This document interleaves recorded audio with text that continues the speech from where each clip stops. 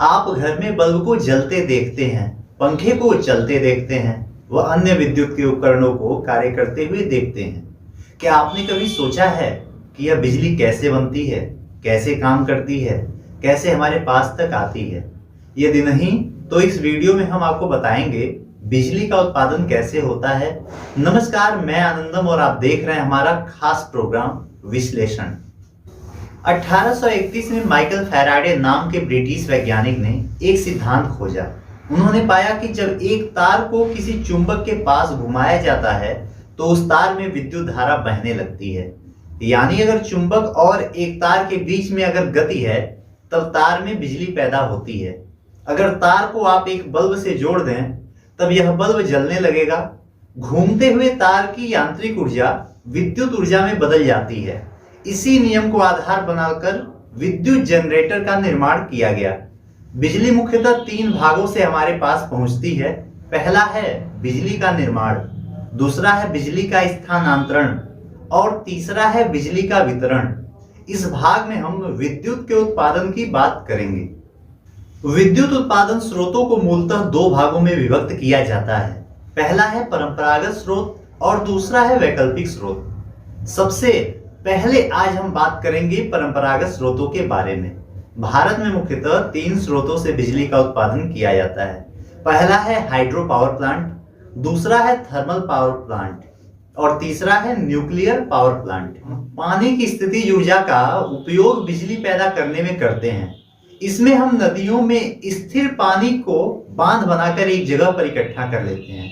जब नदी का पानी इकट्ठा हो जाता है तो हम धीरे धीरे पानी को छोड़ते हैं।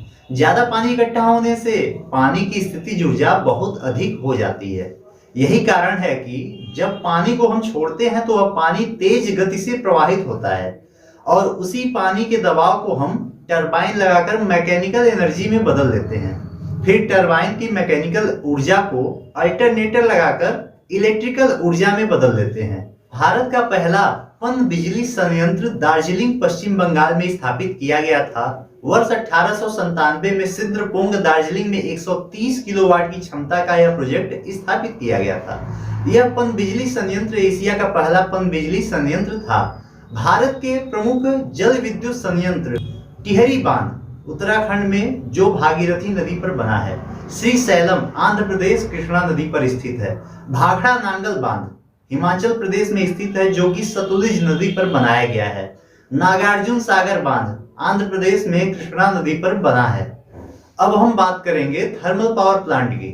थर्मल पावर प्लांट में कोयला को जलाकर उष्मीय ऊर्जा उत्पन्न की जाती है तथा दोबारा इसी उष्मीय ऊर्जा से पानी को वाष्प में बदला जाता है।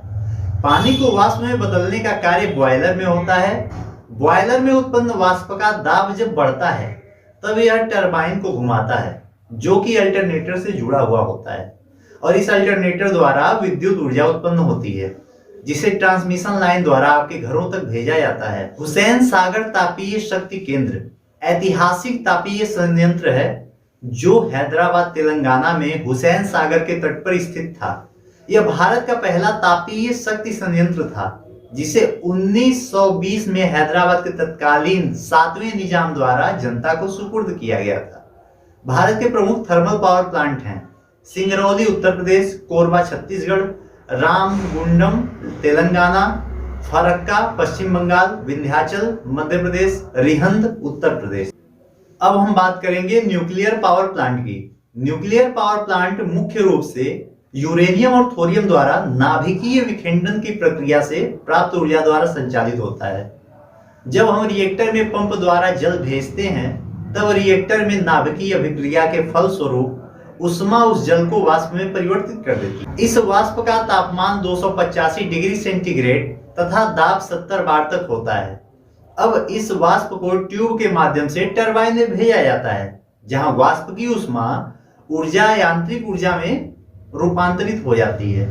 अब इस टरबाइन से जो कि जनरेटर से जुड़ा होता है जो यांत्रिक ऊर्जा को विद्युत ऊर्जा में बदल देता है और ट्रांसमिशन लाइन द्वारा हमारे विद्युत उपकेंद्रों पर भेज दिया जाता है जहां से डिस्ट्रीब्यूशन लाइन द्वारा हमारे घरों तक बिजली पहुंच जाती है।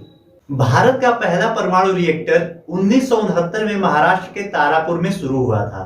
अभी तक भारत में कुल 7 न्यूक्लियर पावर प्लांट बन चुके हैं भारत के कुछ प्रमुख न्यूक्लियर पावर प्लांट हैं: रावत भाटा राजस्थान, कुडनकुलम तमिलनाडु, काकरापुर गुजरात, कैगा कर्नाटक, नरोरा उत्तर प्रदेश, कलपक्कम तमिलनाडु। आपने देखा कि विद्युत के परंपरागत स्रोतों से किस प्रकार विद्युत उत्पन्न होता है और इसके संयंत्र कहां कहां पर हैं। अगले वीडियो में हम यह जानेंगे कि ऊर्जा के वैकल्पिक स्रोत कौन कौन से हैं जिनसे हमें बिजली प्राप्त होती है।